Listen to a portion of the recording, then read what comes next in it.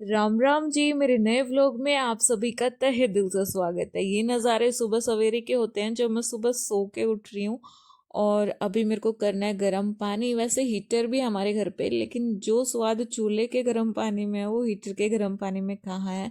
तो हम लोग सुबह चूल्हे पर ही गर्म पानी करना ज़्यादा प्रेफर करते हैं और बस सुबह की चाय के बाद मेरे दिन के काम धंधे स्टार्ट हो जाते हैं। वैसे आजकल एस्टेट की एग्ज़ाम डेट एक बहुत ही हॉट टॉपिक बना हुआ है। मतलब जहाँ देखो एस्टेट की एग्ज़ाम डेट के बारे में बातें चल रही हैं कि आखिर कब होगा एस्टेट, टेंडर अभी पास हुआ भी है या नहीं। मतलब काफ़ी कन्फ्यूज़न वाली सिचुएशन बन रही है और ये कन्फ्यूज़न क्रिएट हुआ है बोर्ड एग्ज़ाम की डेट की वजह से।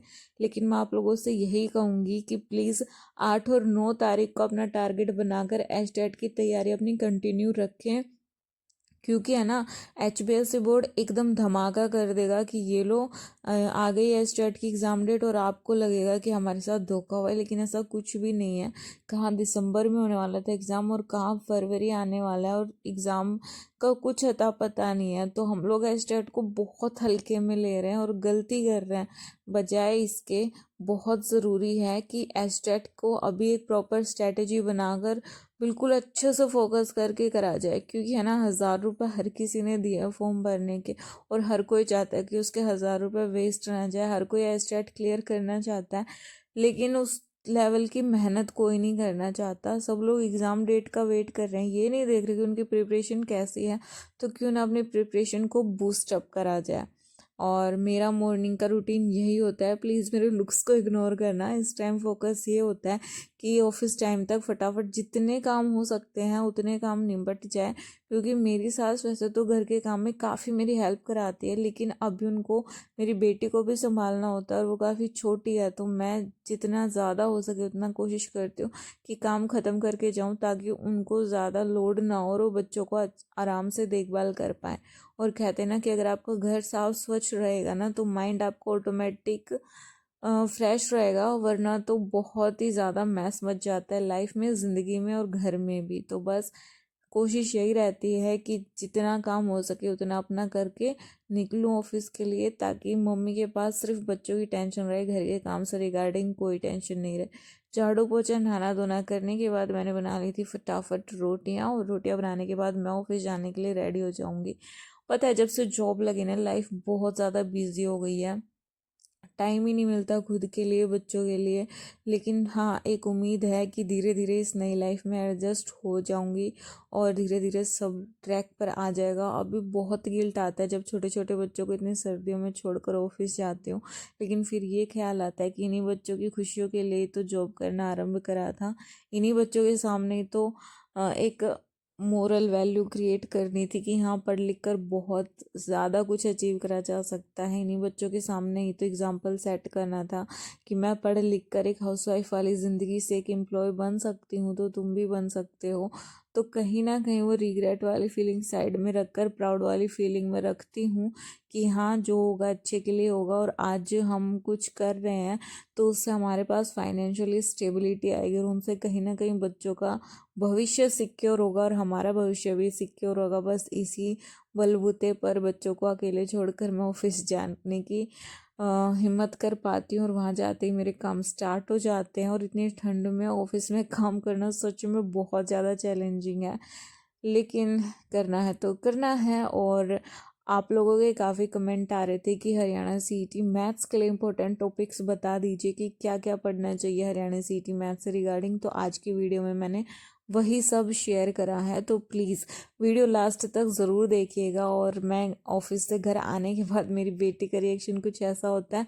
और सुबह तो ऑफिस जाने के टाइम पर ही ना ये सो के उठते हैं, तो इतना ज़्यादा टाइम मैं इनके साथ स्पेंड नहीं कर पाती।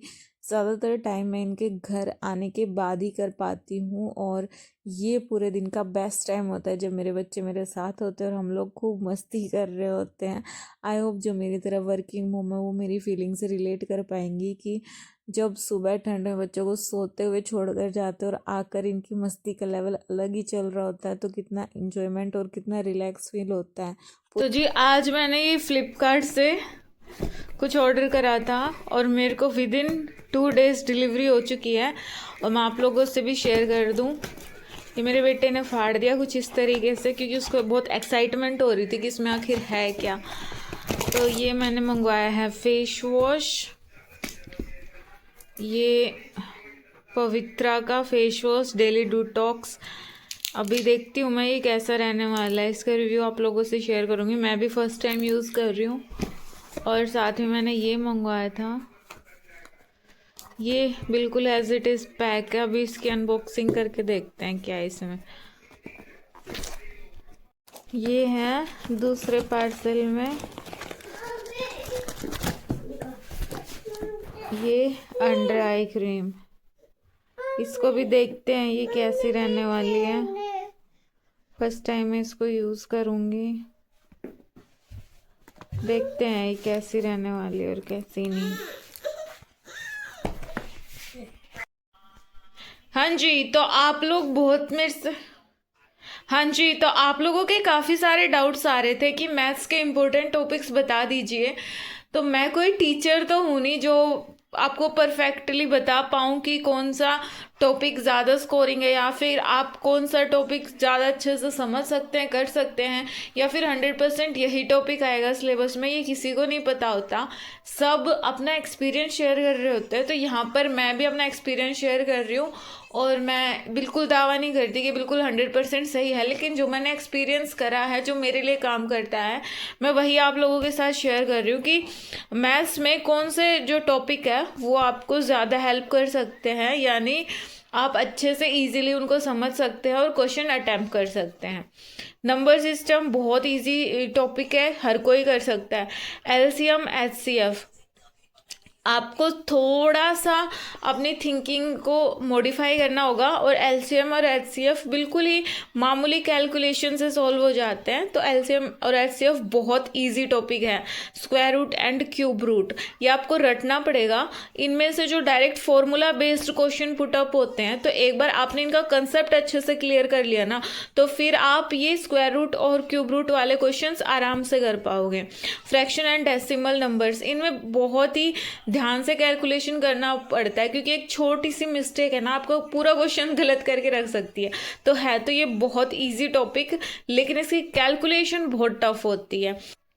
Indices and shirts, algebra, equation and identities, ये तीनों टॉपिक बहुत ज़्यादा मैटर करते हैं। स्पेशली जो एल्जेब्रा है ना, इसको बिल्कुल इग्नोर मत करना। एक क्वेश्चन आपको ज़रूर देखने को मिलेगा एल्जेब्रा टॉपिक से, हर कोई कर सकता है, इजीली कर सकता है। और इसमें मेन बात ये होती है कि आपको कोई ट्रिक सीखने की ज़रूरत नहीं होती, बस आपको अपनी कैलकुलेशन ढंग से करनी आनी चाहिए, और आप ईजिली इन टॉपिक्स को कवर कर पाओगे।